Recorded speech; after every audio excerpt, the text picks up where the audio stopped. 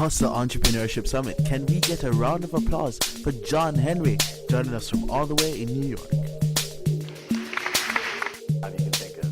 I did Amway. Have you guys ever heard of Amway? Everyone laughs. I've done Cutco. I sold leather jackets. I did anything that you can think of I was doing. But my first kind of real job was working as a doorman. And here's where I often say that opening up doors for people opened up doors for me. Why?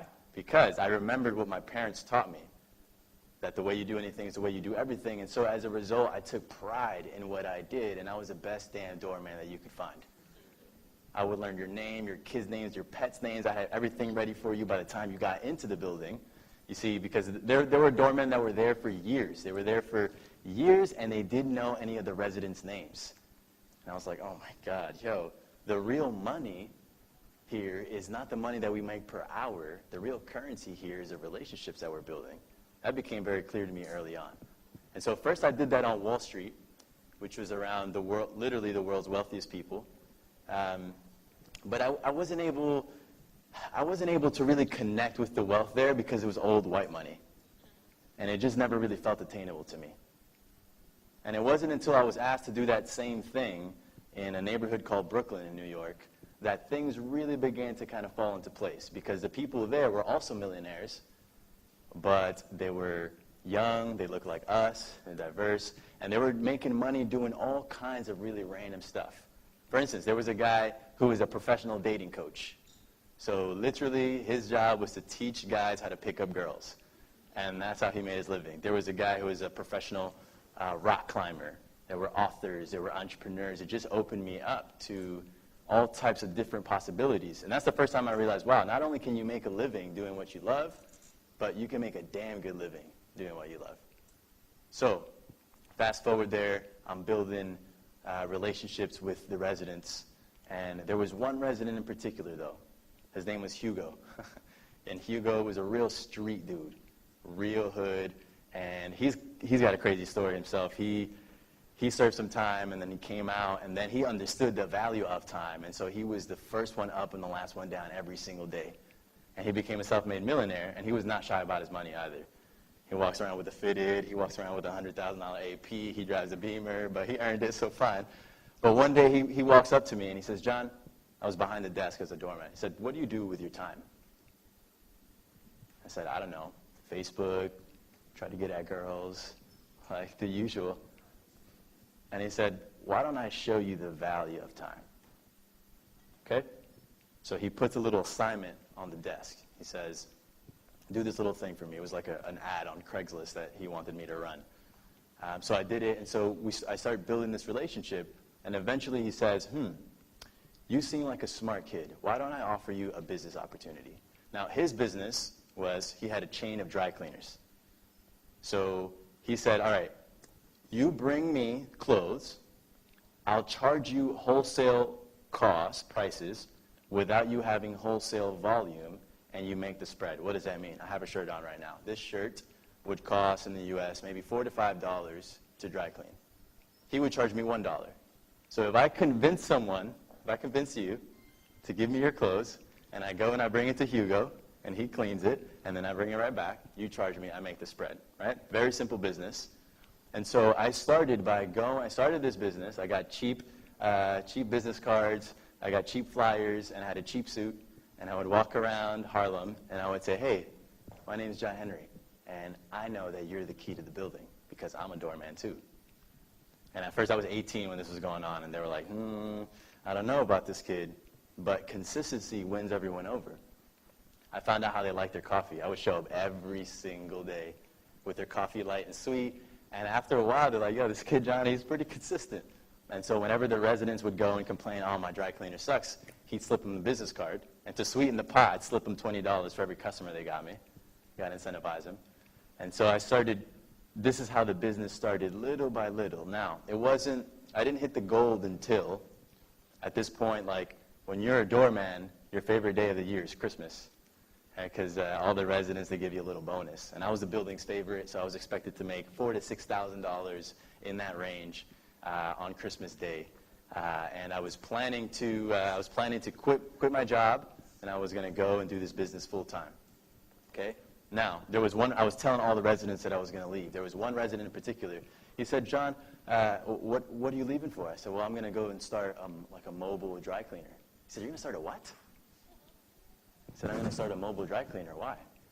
He said, man, I've been in film and television for the past 25 years, and we have yet to find a single dry cleaner that can meet our crazy demands, because they shoot at 3 in the morning, at 4 in the morning, all these movie productions. He said, what are you doing tonight?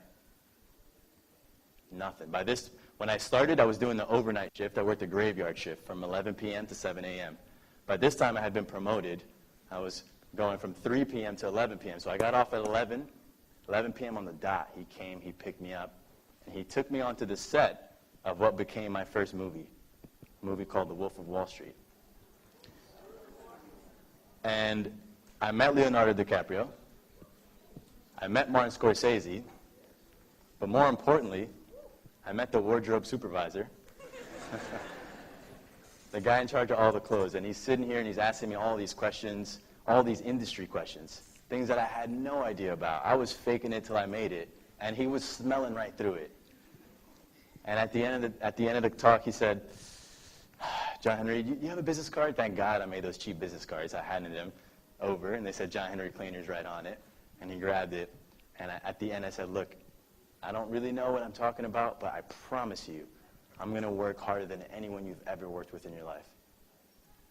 Time passes. At this point, I had told all my buddies that I was going to clean Leonardo DiCaprio's clothes. And no one they hadn't called me yet, so my boys are all ragging on me, like, where's Leo now? And to make matters worse, like I was getting ready to embark right after Christmas. Turns out entrepreneurs don't make good employees. I was fired in December 1st. I was right on the finish line. I got fired. Man, I was so down. I was so down. I really needed that cash. And on top of that, like my parents were counting on me. I had to make something happen. I became a very spiritual man when, as fate would have it, the very next day after being fired, I get a call. This is months later. Hey, John, you still ready to do those clothes for the Wolf of Wall Street? I said, you bet your ass I am. I went. I did a great job with that movie. Afterwards, he said, look, there's a new account in town. If you get them, you're going to be okay for a long time. I'll make the introduction. Boardwalk Empire. After that, Law and Order. After that, Person of Interest, White Collar, Unforgettable, Amazing Spider-Man 2, Ninja Turtles, Spike Lee, Mike Tyson, Jay-Z, the Barclays Center, Alicia Keys.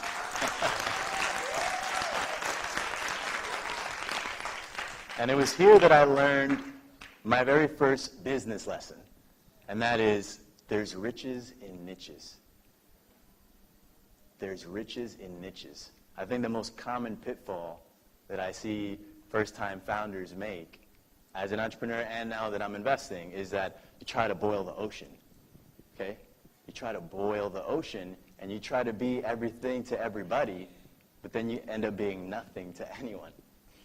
And so when if you're presented with a very specific, and I'm talking laser specific, opportunity, I think that it tends to be easier for you because a startup by default is strapped on resources. Okay, you're competing with teams 5 times the size of you. They're smarter than you are. They have better technology than you do. They have more money than you do. The moment you come on their radar, they're going to outspend you. You have no chance. The chance that you have, your weakness is actually your same advantage. You're nimble. You're quick. And so keep your eyes out for these little niches.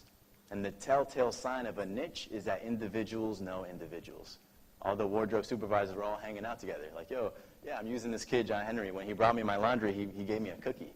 Like these like random things. You slip into the conversation though, right? And so anyhow, at some point I realized, like at this point I dropped out of college my first semester. The scariest thing I ever had to do, to tell my immigrant parents that I'm dropping out of college to clean people's dirty laundry. But it felt right. It felt right, and I said, Mom, if this doesn't work out, I'm going to make it. Like, I promise I'll go back to school, but let me give this a shot. I went and I did it. And then I realized, I didn't even know the word entrepreneur before this. Then I realized, I'm an entrepreneur. That's what you call this. Then I started learning business terms, product market fit, accelerate. Then you start learning all the technical stuff, but that stuff comes secondary to your hustle, right? You have to want it so bad first. It's got to emanate from you, every pore of your body. I can smell that. When I sit in front of a real entrepreneur, I can smell it from a mile away. I can tell in the energy. And so then I started learning all the technical stuff, and then I realized, okay, customer service, that matters. I hired some customer care people. Then I realized, branding, I brought in a creative director. And slowly but surely, I feel like I got my MBA on the road. I was learning as I went. We expanded horizontally. We rolled out housekeeping. See, then I put myself in the doorman shoes, and I thought, what were some of the most common problems that people had when I was a doorman? Housekeeping, boom. Dog walking, boom. We became an on-demand service suite. And I would say that the last good move that I made was then bringing on the technology. So you hear a lot of talk about apps. And by the way, don't be fooled with American media like TechCrunch and Fast Company and all these articles. The majority of U.S. companies are garbage too. Right? They create these apps that don't solve any real problems for anyone, but they look different. They might have nice design, but they don't have customers. You got to lift the hood. So I'm a little bit more critical now when I see a nicely designed product. I try to lift the hood. Sometimes it's the guy with the clunky website who's got the money, right? So anyway, though, so then we built the technology, and so after about 2 years of running that company, we grew to a size of about 15 people. And eventually, one of our larger competitors stepped in and made us an offer to buy the company, to which I agreed. And so December 3rd, 2014, I was fortunate enough to sell that first company of mine. And there was discussions earlier about the right price. Sometimes it's not really about the right price. Sometimes it's more about, I realized, and growing companies. And so I sold it at lower than the valuation that I know that I could have gotten, lower than the price, but that built my brand as an entrepreneur, that built my confidence. Now I'm tackling problems that are much bigger. And so that whole time I was growing that company was in Harlem, which is a neighborhood that I've grown in love with. It's where I live, work, and play. And so we created, that same team and I, afterwards we created an incubator called Cofound Harlem, where the idea is we give companies $50,000 in resources, we give them mentorship, and we give them free office space, and in exchange, we take zero equity.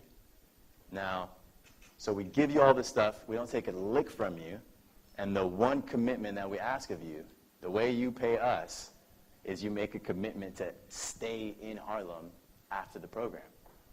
That's economic development. That's interesting. It's fascinating. It's an interesting model. Google caught on to it. They came on board, the mayor's office, and so forth. And so we've been able to grow a pretty interesting, that company is a non-for-profit. And then more recently, from that, we realized we had something pretty interesting going on. And so we realized, there were a lot of entrepreneurs that were like, I'm not in it for the money. I'm kind of in it for the money. I like building really cool stuff, but we need to create black wealth in our communities. Oftentimes, and so you're really in a position to make change when you have some capital behind you. You can make change without it, but it's much easier. That old adage is true. You need money to make money. In many ways, it's true. And so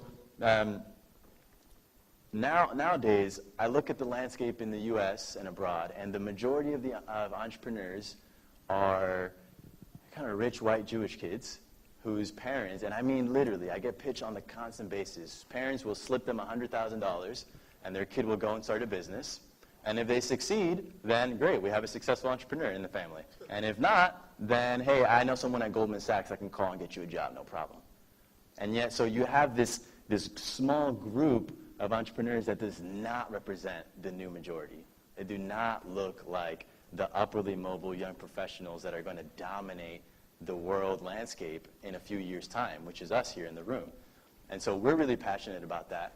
And so we created an investment fund on that premise called Harlem Capital Partners.